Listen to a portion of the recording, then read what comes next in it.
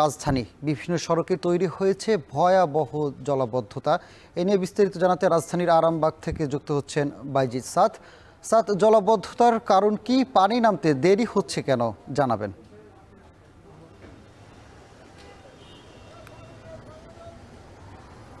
সানি, জলাবদ্ধতার মূল কারণ তো সারা রাত যে বৃষ্টি হয়েছে এবং সকালে 1 ঘন্টার যে মুষলধারে বৃষ্টি হয়েছে সেটি। তবে এই পানি সড়কে থেকে যাওয়ার পেছনে মূল দায়টা নগরবাসী আসলে দিচ্ছেন সিটি কর্পোরেশনকে। কেননা এই পুরো রাজধানীর বিভিন্ন জায়গায় ড্রেনেজ ব্যবস্থা একেবারেই ঠিকঠাক না থাকার কারণে এভাবেই বিভিন্ন স্থানে পানি জমে গেছে এবং এতে করে নগরবাসী কিন্তু একেবারে চরম ভোগান্তিতে পড়তে হচ্ছে তাদেরকে।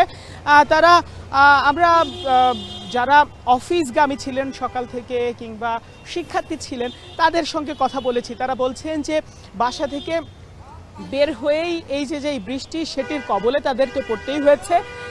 এর বাইরে যে জলাবদ্ধতা হয়েছে, জলাবদ্ধতার জন্য তাদের আরও বেশি ভোগান্তিতে পড়তে হয়েছে। যারা এই পথ দিয়ে যাতায়াত করছেন, আপনি নিশ্চয়ই ক্যামেরার ফ্রেমে দেখা যাচ্ছে যে পুরো সড়কেই কিন্তু একেবারে হাঁটু পানি। এতে করে যারা এই সড়কে যাতায়াত করছেন তাদের তো দুর্ভোগে পোহাতে হচ্ছেই, সেই সাথে সাথে ইঞ্জিন চালিত যেসব গাড়ি রয়েছে অনেক গাড়ি কিন্তু আমরা সামনে বিকল হয়ে থাকতে দেখেছি। তারা কিন্তু ক্ষোভ ঝেড়েছেন এক পর্যায়ে সিটি কর্পোরেশনের উপরে যে এই ড্রেনেজ ব্যবস্থা যদি এই সময় ঠিকঠাক থাকতো তাহলে আসলে তাদের এই দুর্ভোগ পোহাতে হতো না। আমরা দেখেছি রাজধানীর বিভিন্ন জায়গায় কিন্তু বৃষ্টিতে জলাবদ্ধতার সৃষ্টি হয়েছে। তার মধ্যে রয়েছে মিরপুর, কল্যাণপুর, শ্যামলী, মালিবাগ, সায়দাবাদ, বাড্ডা, মগবাজার, বিমানবন্দর এলাকা সহ রাজধানীর এই আরামবাগ, টিকাটলি এবং পুরান ঢাকার বিভিন্ন এলাকা অলিগলিতে কিন্তু হাঁটু পানি উঠে গেছে। যাতে করে কিন্তু যারা নগরবাসী আছেন তাদের চরম ভোগান্তিতে পোহাতে হচ্ছে। তাদের এই ভোগান্তি এখন বিরক্তিতে গিয়ে পৌঁছেছে। তারা ক্ষোভ প্রকাশ করছেন যে যদি এই পানি নিষ্কাশন যদি ঠিকঠাকভাবে হতো তাহলে তাদের এই বিপাকে পড়তে হতো না। মূলত মৌসুমি বায়ুর প্রভাবে রাত থেকে ঢাকায় বৃষ্টিপাত হয়েছে বলে আমাদেরকে জানিয়েছেন আবহাওয়াবিদ হাফিজুর রহমান।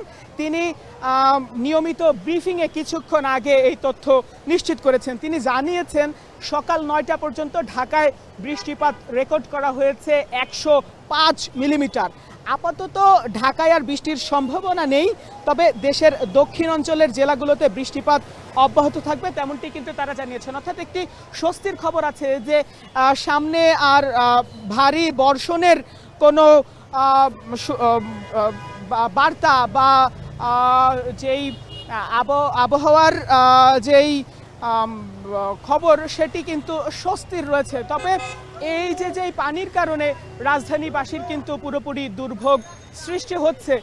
তারা আমাদের কাছে অভিযোগ করেছেন যদি সিটি কর্পোরেশন তাদের তৎপরতা ঠিকঠাকভাবে চালাতো তাহলে আসলে এইভাবে পানি জমতো না এবং তাদের জলাবদ্ধতার কবলেও পড়তে হতো না। তারা স্বস্তিতে তাদের কর্মস্থলে যেতে পারতেন, শিক্ষার্থীরা স্বস্তিতে স্কুলে যেতে পারতো। কিন্তু জলাবদ্ধতার কারণে আসলে সব জায়গাতেই তাদের বিপাকে পড়তে হচ্ছে। এই ছিল আমার কাছে সবশেষ।